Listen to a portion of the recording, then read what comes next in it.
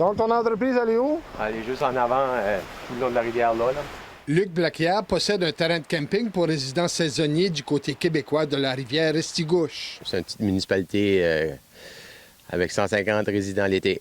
Il estime qu'environ 95 de sa clientèle habite, comme lui, le reste de l'année au Nouveau-Brunswick. Ça peut m'affecter grandement parce que le pont qui est bouché, ça fait que ma clientèle n'a pas le droit de passage pour traverser au Québec. Ça fait que ça peut mettre ma saison de camping en péril. Si j'ai juste 5 des campeurs, je ne sais pas si la survie du camping va pouvoir continuer. C'est notre petit coin de paradis. Depuis 28 ans, Gérard et Claudine Maltais passent la totalité de leur été dans ce terrain de camping à quelques pas de la Restigouche.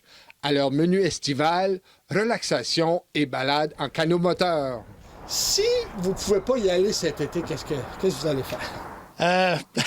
J'aime mieux pas trop y penser parce que définitivement, ça va nous faire mal. J'aimerais que ça s'établirait qu'on pourrait aller traverser l'autre bord pour aller à notre chalet. Là.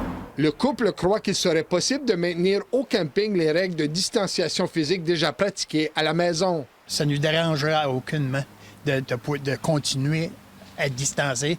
Puis on peut quand même se parler à distance pareil, et ainsi de suite. Ça fait que ça nous permettrait quand même, si on peut y retourner, d'enjoyer notre été. En plus des 150 familles néo-brunswickoises dans son camping, Luc Blacquière estime qu'il y a au moins le même nombre dans d'autres sites de camping ou encore qui possèdent des chalets au Québec. Comme je vous dis, on est une communauté, on est séparés simplement par un pont. Là.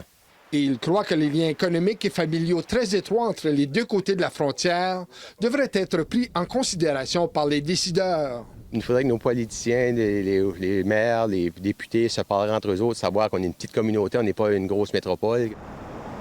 S'ils ne peuvent traverser le pont interprovincial cet été, les Maltais devront se contenter d'une vue de la circulation et du mont Sugarloaf. Ici Serge Bouchard, Radio-Canada, Campbellton.